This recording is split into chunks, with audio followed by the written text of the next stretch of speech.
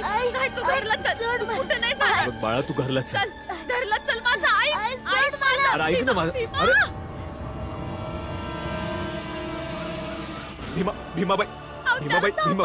भीमाबाई तू एक काम कर, पोरसने घेऊन पुरंजनच्या घरी जा लवकर. इकडचं वातावरण ठीक नाही आहे. मी आता याच्या सोबत जातो. तेवढं म्हटलंय तेवढं कर. जा तू सोबत. संगतीला मीराला बी घेऊन जा. जा जा जा जाऊ तुम्ही जा.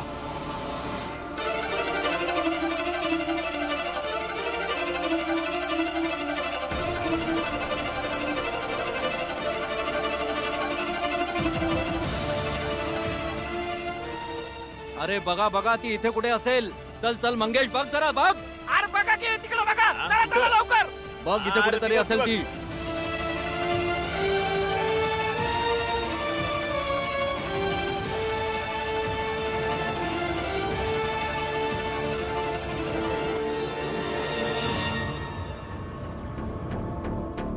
अरे गेली कुठे निघून. अरे याच वाटेवर तर आली होती ना. माधवी माधवी माधवीताई तू कुठे आहेस. माधवीताई कुठे गेली. कुठे गेली. सगळं तुझ्यामुळे झालंय. तुझ्याचमुळे आज आमच्या समाजाची एक विधवा मुलीला इतकी हिंमत आली की ती आमच्या सर्वांविरुद्ध गेली. इतकंच नाही तर ती पळून गेली. मला नाही ठाऊक का तिच्यात इतकं धाडस कसं आलं. मला फक्त या गोष्टीचा आनंद आहे का तिच्यामध्ये धाडस आलं. आणि हा म्या तिला नाही पळवलं. गप्प बैस. आधी त्या माधवीला शोधून शिक्षा देऊ. त्यानंतर तुला तुझ्या कर्माची किंमत मोजावी लागेल. सोडणार नाही तुला. चला भावांनो त्या विधवेला शोधूया. चला. भीमबाळा घरला चल. नाही बाबा, माधवीताईला शोधणं लय गरजेचं आहे. बाळा ती घाबरली आहे. इथंच कुठेतरी लपली असेल. तू एक काम कर, तू पुरंजन काकाच्या घरला जा. मी तिला शोधतो. हा पण बाबा ताई. समजून घे ना भीम. गोष्ट त्यांच्या परंपरांची आहे. कुठे रागात बिगात येऊन त्यांनी तुला माराय न ग. बाबा तुम्हीच म्हणता ना काही विरोध केल्यानं आपण संघर्ष करणं सोडून नाही शकत. जर या वेळेला मी माधवीताईच्या काहीच कामी आलो नाही तर मी कसला भाव आहे.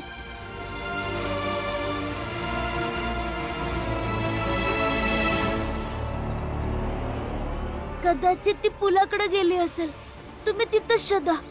कारण एकदा तिनं तिकडे जाऊन स्वतःचा जीव देण्याचा प्रयत्न केला होता. अरे बाळा पर तू. बाबा तुम्ही जा. मी हाय इथं.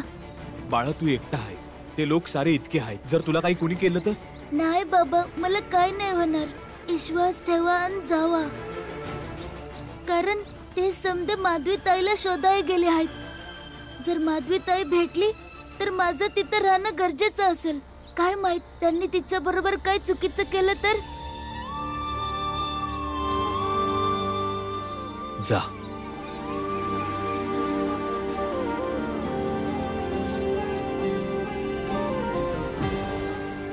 बिंबाळा ही पहिली येळ आहे जेव्हा म्या तुला अडचणी सोडून जातूया. पण हे बी पहिली येळ आहे जेव्हा मला तुझ्या आत्मविश्वासावर पुरा भरोसा आहे.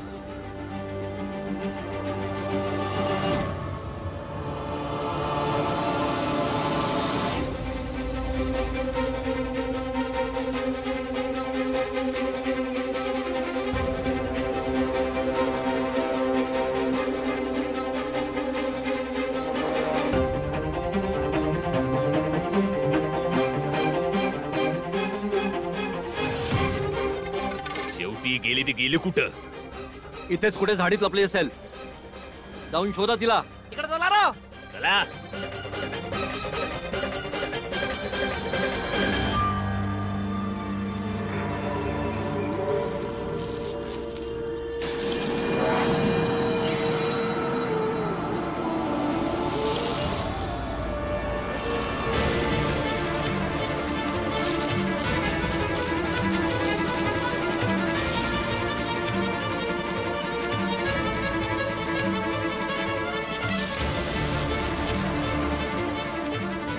अरे सापडली का. नाही तर त्या जंगलात जाऊन शोधा ना. तिथेच कुठे लपली असेल.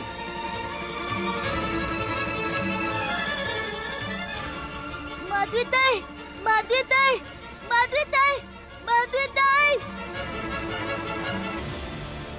मंगेश. वय शेटजी. शेटजी, भीमराव तर इथेच आहे आणि त्याचा बाप पण इथेच कुठे असेल. आज त्याच्या कुटुंबाचा हिशोबच करून जाऊ. बरोबर बोलताय शेटजी. संधी चांगली आहे. आणि ऐक, त्या भीमरावच्या नजरेतून वाचून जा. जा. बाली, चेतन इकडे या. शुभम, पवन इकडे या. चल तिकडे शोधूया. चल चल तिकडे बघ. बाली, चाल लवकर. चल. वय वय.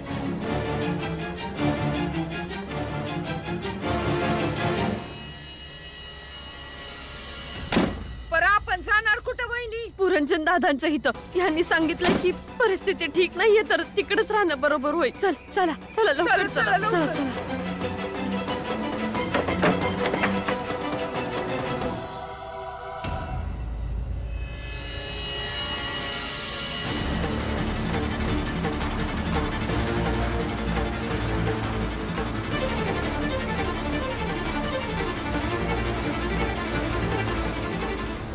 चला, समजा घरावर घासलेट होता. टाका रे. तिकडे टाक, तिकडे टाक, तिकडे टाक. जाऊन राखत करून टाकू. समजासने एकत्र जाऊन टाकू. अरे टाक की लवकर. टाक.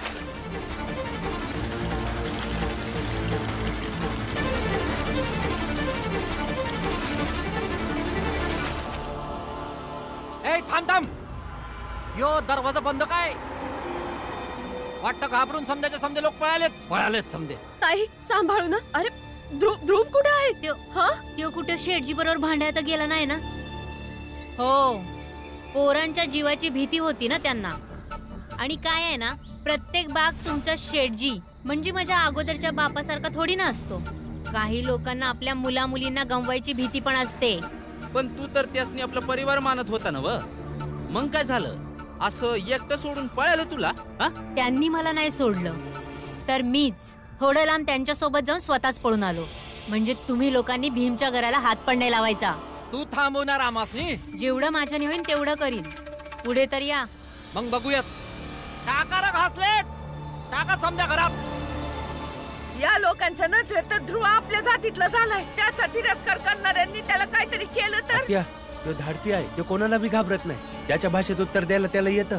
तुम्ही चला, तो येईल. चला. तुम्ही पुढे चला, मी ध्रुवला बघते. नाही, नाही नाही चल. नाही नाही, नाही, तू आमच्या संगत चल. नाही, चला चल की. तू. चल. चला चला चला समजेनी चला.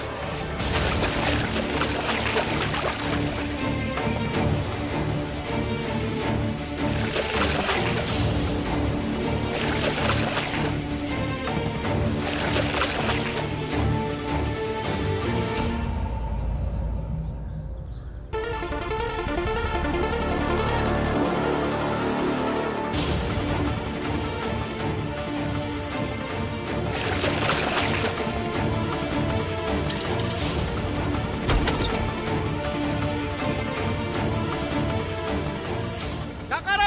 आज त्याचं नाटकच संपवून टाकूया. पेटव पेटव, तू मशाल पेटव. ए थांबा थांबा. अरे थांबा समजे. तू आज काय करू राहिलायस? बाहेर निघ, बाहेर निघ. भीमच्या घरची रक्षा करतोय. आग लावायची आहे ना, लावून टाका.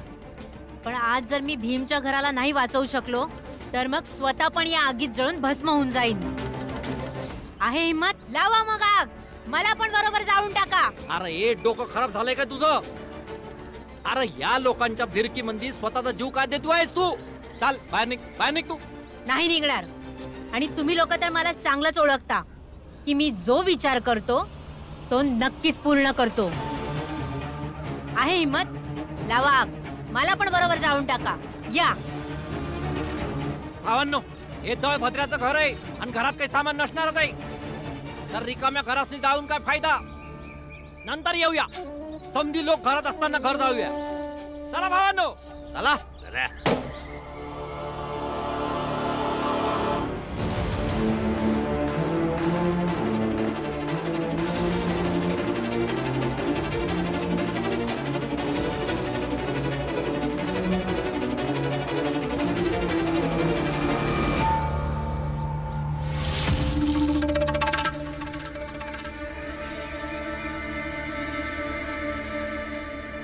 शेठजी, आग नाही लावू शकलो.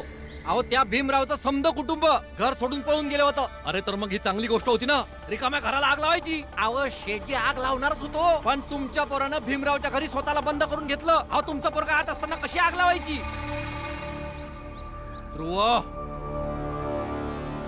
ठीक आहे, त्यांना नंतर बघून घेऊ. ठीक आहे, पहिले हिला शोधा. तिकडे चला रे, चला, शोधा तिला. माधवी, बस एकदा तू आमच्या हातात सापडच, तुला कापून फेकून देऊ. अरे आत्ता नाही निघालीस तर रात्री तर निघशीलच, रात्री नाही निघालीस तर सकाळी तर निघशीलच, कधी ना कधी तर निघशीलच ना. आता आम्ही इथून नाही जाणार, आता आम्ही नाही जाणार, तुला कापून फेकून देऊ आज.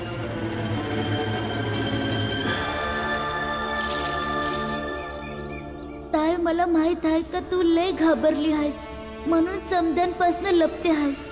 पण मी तुला शोधून काढन आणि काहीच नाही होऊ देणार.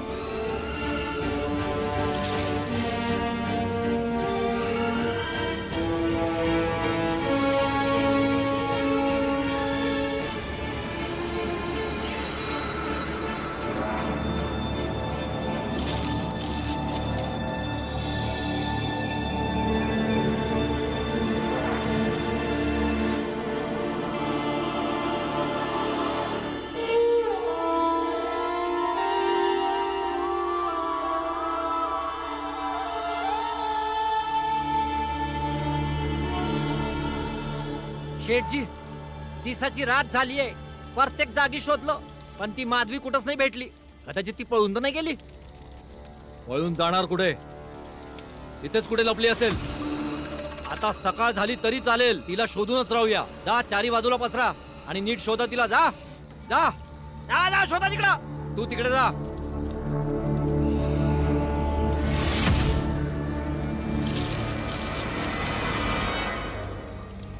बाली, कुठून तरी आवाज येतोय, ऐकलं का?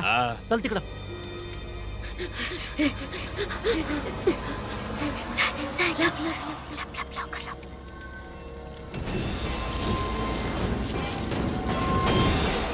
पुन्हा येतं, चल तिकडं. चल ताई, इथं बस. ताई, घरला चल. तू अशी कुठं पळणार आणि कवा पत्र पळणार? नाही भीमराव, आता त्या घरात मी परत नाही जाणार. नाही त्या समाजात, जिथे सगळ्यांच्या समोर माझ्या तोंडात जळता कोळसा टाकला जाणार होता आणि सगळे गप्प होते. मी बाबांना बोलताना ऐकलं की जर ती सापडली तर तिला मारून टाकतील.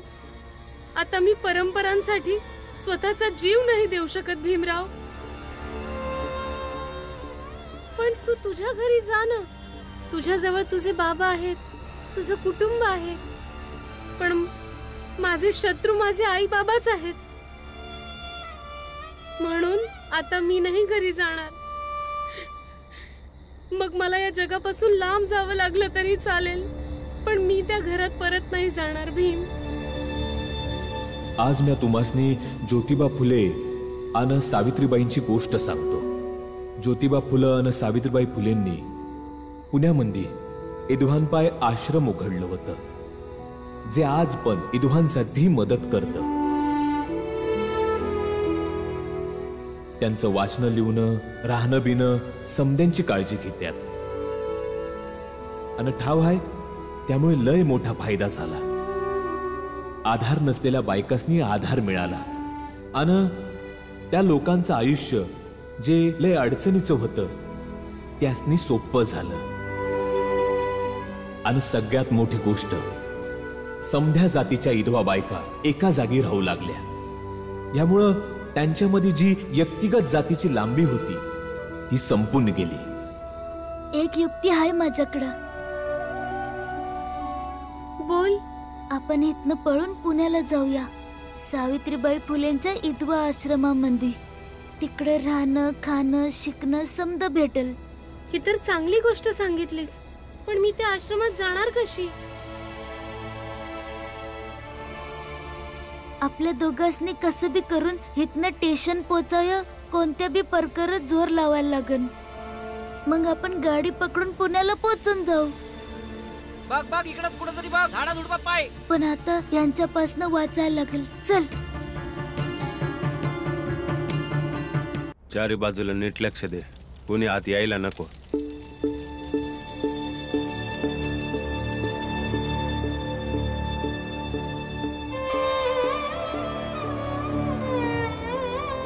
म्हणलं होतं मी भीमासनी, हजारदा सांगत होते त्यासनी की या समद्यापासून लांब राहा, पण त्याला काय बी समजत नाही.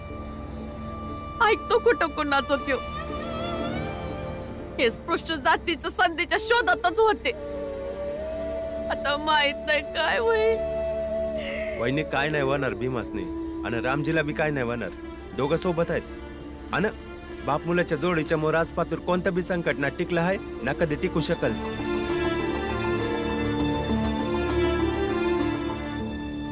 तुम्ही काळजी नका करू. मी जाऊन बघून येते. अगं वहिनी, आई थांब. आई थांब. वहिनी थांब, थांब, आई. मला जाऊ द्या. नाही मला जाऊ असं द्या. नका नाही. करू. ताई, भाऊच्या माग अडचणी कमी आहेत, या आणखीन वाढवाय चाललीस. कुठं बी जायचं नाही, गपचूप बस घरात. अहो, पण आई. भीमा, चल घरात. माझा आई काय भीमा बरोबर बाबा आहेत. माझा विश्वास कर, त्याला काय नाही होणार. ते दोघं सुखरूप घरला येतील. आता तू आज चल बर. वय वहिनी बसून घ्या इथं. चल ये बघू. चल आई चल. भीम, बाबा. भीम.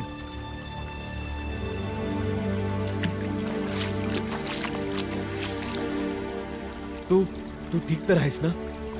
तू मसनी कुणी पाहिलं तर नाही ना? भीमबाळा, हे बघ, तू गंगाताईच्या घरला निघून जा. आणि माधवी बाळा, तू आपल्या कोणत्या तरी नातेवाईकाकडे निघून जा.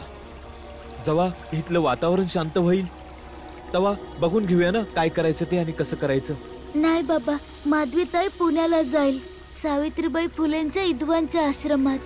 तुम्हीच तर म्हणता ना का तिकडे विधवासनी आधार दिला जातो म्हणून, तर मी ताईला तिकडे सोडायला जाणार. तुझं डोसकं फिरलंय का? तुम्ही दोघं एकटं कसे जाणार पुण्याला? मग तुम्ही बी चला की आमच्या संग. हे बघ बाळा, मी आता नाही येऊ शकणार. तुझी आत्या, आय, भाऊ, बहीण समदेसनी ह्या परिस्थितीमध्ये सोडून नाही येऊ शकत. तर मग आम्हासनी जाऊ द्या की. भीमबाळा, हट्ट नको करूस. नाही बाबा, अजून कोणता मार्ग बी नाही आहे. कारण ज्या लोकांपासून ताईला पळायला लागतंय ते हिच्याच समाजातले आहेत, हिच्याच जातीचे आहेत आणि हिचेच नातेवाईक आहेत. अशा परिस्थितीत हिच्या नातेवाईकांकडे सुरक्षित नाही राहू शकणार.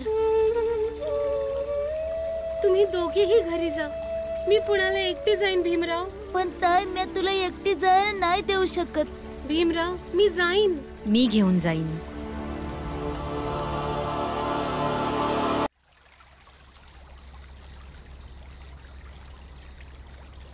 मी घेऊन जाईन. काकी, तुम्ही?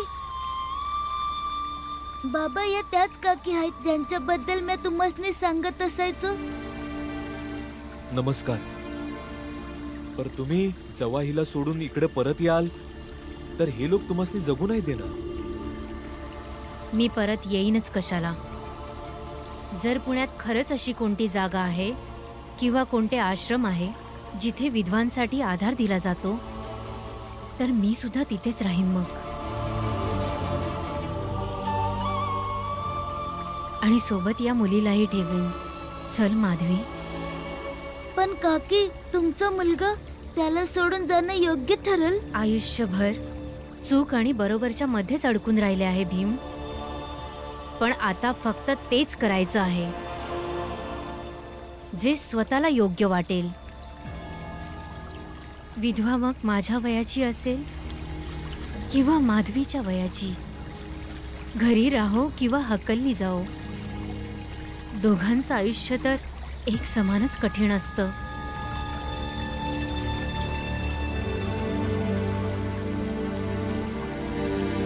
मला संध्याकाळीच कळलं होतं की एका विधवा मुलीवर संकट आलं आहे. आणि भीम, मला वाटलंच होतं की ही तीच मुलगी आहे जिच्याबद्दल तू बोलत असतोस. पण तेव्हा मला माहीत नव्हतं की हिची मदत करताना मी स्वतःची मदत करीन.